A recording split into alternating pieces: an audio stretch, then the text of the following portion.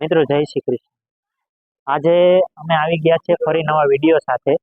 આજે અમે આવ્યા છીએ દીવમાં। મેઇન તો દીવનો કિલ્લો બતાવવા માટે હું તમને આજે આવ્યો છું। દીવનો કિલ્લો અને દીવના કિલ્લાનો ઇતિહાસ શું છે અને કઈ રીતે 1535માં દીવનો કિલ્લો બન્યો હતો। તો ચાલો આપણે અંદર જઈએ છીએ અને હું આજે તમને બતાવું છું દીવના કિલ્લાનો ઇતિહાસ।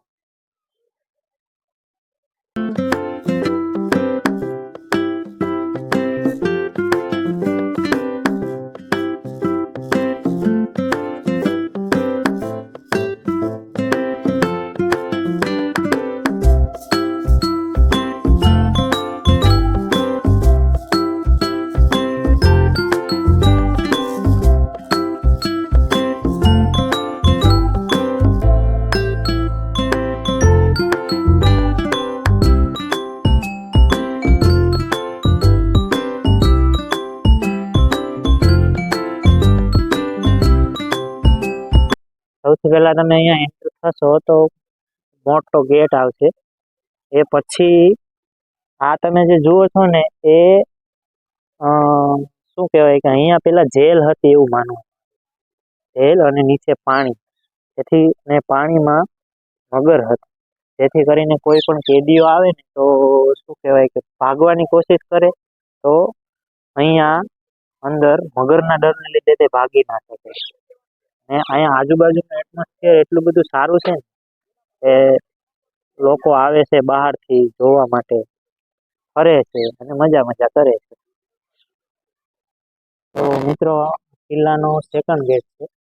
અંદર જઈએ સૌથી પહેલા ફર્સ્ટ ગેટ હતો અને આ સેકન્ડ ગેટ છે અને આપણે અંદર જઈએ છીએ। કિલ્લાની અંદર એન્ટર થતાં જ એમાં પણ પાછા બે ગેટ આવે છે। એમાં આપણે સૌથી પહેલા જઈએ છીએ ડાબી બાજુના ગેટ। ડાબી બાજુના ગેટ નંબર તમે જ્યારે અંદર જશો ને તો ત્યાં મારા ખ્યાલથી પહેલાના સમયની અંદર કિલ્લામાં જેટલી પણ શીપ અને બોટો, મતલબ કિલ્લાના એ સમયમાં મહારાજાઓ માલ સામાનની આયાત નિકાસ માટે જેટલી પણ બોટો યુઝ કરતા હશે ને એ અહીંયા આવતી હોય એવું મને લાગે છે। અને એ સમયમાં કોઈ પણ જાતનું શું કહેવાય કે યુદ્ધ થતું અથવા કોઈ પણ જાતની લડાઈ થતી તો તેના માટે પ્રોટેક્શન માટે જે કાંઈ પણ તોપ અને બંદૂકો અને એ બધું યુઝ થતું એ ઇતિહાસ પ્રમાણે અહીંયા હોવું જોઈએ એવું લાગે। પણ એટલા વર્ષો પછી તો અહીંયા અત્યારે તો કિલ્લો માત્ર ટુરિસ્ટ પ્લેસ બની ગયો અને અત્યારે લોકો અહીંયા આવે છે અને જુએ છે, દૂર દૂરથી લોકો આવે છે। તો મિત્રો તમે અમારી પાછળ જોઈ શકો છો એ જેલ છે। એવું માનવામાં આવે છે કે પહેલાના સમયમાં આ જેલનો ઉપયોગ સારી રીતે થતો હતો અને કાળા પાણીની જેલ પણ કહેવામાં આવે।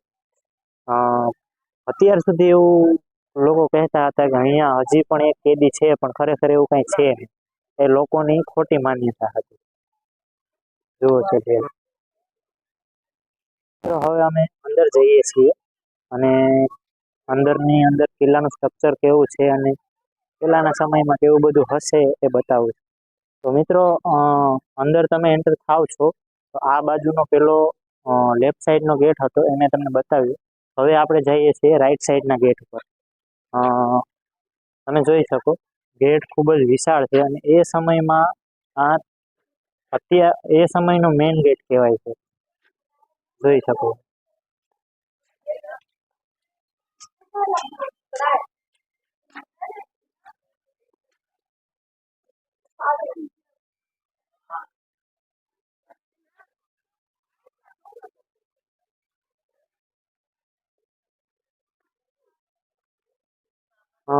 કિલ્લાની અંદર તમે જુઓ ને સેકન્ડ ગેટની આપણે અંદર આવીએ એટલે કિલ્લાનું આખું સ્ટ્રક્ચર જોઈને એવું ખબર પડે કે પોર્ટુગીઝ પ્લસ આપણી હિન્દુ સંસ્કૃતિ બંનેનો સમન્વય થઈ અને કિલ્લાનું સ્ટ્રક્ચર બનેલું હોય એવું જણાય છે। આ તમે જુઓ જો પોર્ટુગલ વાળા લોકોએ કઈ રીતે પોતાની સંસ્કૃતિની કલાકૃતિ દેખાડી, પ્લસ આપણી હિન્દુ સંસ્કૃતિની કલાકૃતિ જોઈ શકાય। આ એનો થર્ડ ગેટ છે। થર્ડ ગેટ એ સેકન્ડ ગેટ કરતાં પણ વિશાળ છે। આ એના શું કહે કે પ્રોટેક્શન માટે એ સમયમાં પ્રોટેક્શન માટે એ લોકો આવી રીતના ગેટના સ્ટ્રક્ચર રાખતા. એ સમયમાં તમે જોઈ શકો કે આવી રીતે પ્રોટેક્શન માટે ગેટમાં આવા નુકીલા શું કહેવાય કે તાર જોઈ શકાય, જેથી કરીને કોઈ બીજા દેશના રાજા કે કોઈ બીજા લોકો આવીને આક્રમણ કરે. એ સમયમાં કેવું હતું કે આક્રમણ કરવા માટે પણ મોટા મોટા હાથીઓને એનો ઉપયોગ કરવામાં આવતો. તો આક્રમણ સમયે ગેટને કોઈ વધારે પડતું નુકસાન ન પહોંચે અને અંદર ના આવી શકે એના માટે આવી રીતના સ્ટ્રક્ચર જોઈ શકાય. અને થર્ડ ગેટની તમે અંદર આવો ને તો ગાર્ડનનું એટમોસ્ફિયર એટલું બધું સારું છે ને કે તમે અહીંયા આવી અને આટલા તડકાની અંદર પણ 2 થી 3 કલાક આરામથી કાઢી શકો. આ ગોળો તમે જુઓ ને, ગોળાનો પણ એક ઇતિહાસ. શું કહેવાય કે જ્યારે મતલબ મોટા મોટા પ્રાણીઓ આવી અને આક્રમણ કરે ને ત્યારે એવું કહેવાય છે કે આવડા મોટા મોટા ગોળા તેની ઉપર ફેંકવામાં આવે, જેથી કરીને કિલ્લાની અંદર કોઈ પણ પ્રકારનું નુકસાન ન પહોંચે. પાછળ તમે જુઓ છો એ દીવ ફોર્ટનું પૂરેપૂરું સ્ટ્રક્ચર છે. દીવ ફોર્ટ લગભગ 3 બાજુથી સમુદ્રથી ઘેરાયેલો અને શું કહેવાય કે 1535માં એનું નિર્માણ થયું હતું. કે પછી 10-11 વર્ષ પછી 1546માં ફરીથી નિર્માણ થયું હતું. આખો બધો ઇતિહાસ એમાં લખેલો છે. મને પણ અહીંયા આવીને ખબર પડી. જોઈએ છીએ આગળ કઈ એકચ્યુઅલમાં કિલ્લાની અંદર ઘણા બધા શું કહેવાય કે તો પછી જેટલી પણ જરૂરિયાતની વસ્તુઓ હતી ને, જેમ કે સ્નાનાગાર, પછી રહેવા માટેના રૂમ, લોકોને જેટલી પણ જીવન જરૂરિયાતની વસ્તુ હતી એ આખું સ્ટ્રક્ચર એ પ્રમાણે છે. પછી એ સમયમાં જ્યારે પણ આક્રમણ થતું તો પાછલા દરવાજેથી કે સુરંગમાંથી જવાનો રસ્તો પણ કિલ્લામાં છે. જઈએ છીએ અંદર અને જો આપણે મળે તો શોધીએ છીએ. ચાલો અંદર જઈએ. અત્યારે થોડો તડકો વધારે છે, પછી લોકો અહીંયા સાઈડે બેઠા છે. અત્યારે અમે કિલ્લાની અંદર એન્ટર થઈ ગયા છે. જોઈએ છીએ આગળ કઈ રીતે છે બધું.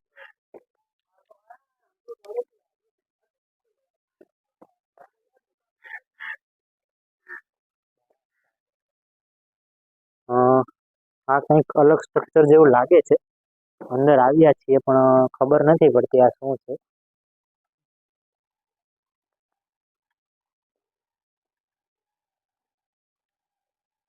પહેલાના સમયમાં આનો ઉપયોગ શેના માટે થતો હશે?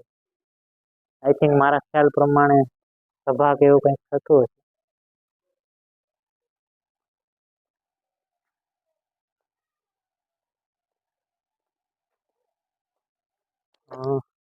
કિલ્લો ફરી ફરીને થાકી ગયા બંને. મારો મિત્ર છે. એકચ્યુઅલમાં કિલ્લો છે ને બહુ મોટો છે. ફરવું હોય તો ટાઈમ લઈને આવવું પડે.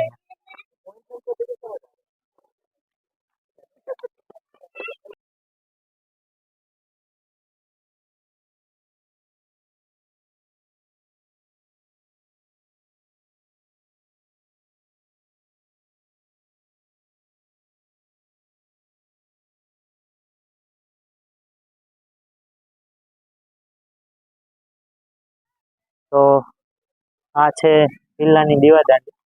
આમ તો આખા દીવની દીવાદાંડી છે એમ કહી શકાય. દીવાદાંડીનો ઉપયોગ શું કહેવાય કે પહેલાના સમયમાં આજુબાજુમાં કોઈ પણ પ્રકારના દુશ્મન દેશ કે સિપાહીઓ કે જે પણ કાંઈ જે લોકો જરૂર નથી અને આવે રાતના સમયે જોવા માટે તેનો ઉપયોગ થતો હોય છે.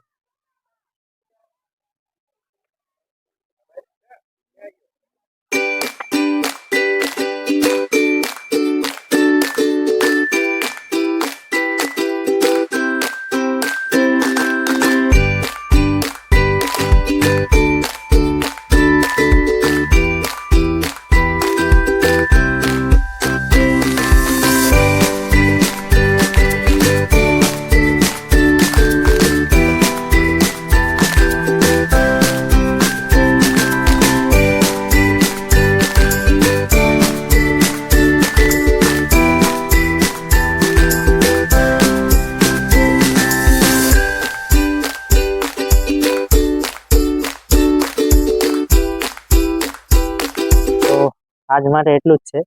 આમ તો અમે અહીંયા કિલ્લાની હિસ્ટોરી શૂટ કરવા માટે આવ્યા હતા, પણ વિડીયો એક પ્રકારે વ્લોગ જેવું થઈ ગયું છે. તો જોજો વિડીયોને પૂરેપૂરું, અને પસંદ આવે તો વધુને વધુ શેર કરજો, લાઈક કરજો અને સબસ્ક્રાઈબ કરજો. જય શ્રી કૃષ્ણ, રાધે રાધે.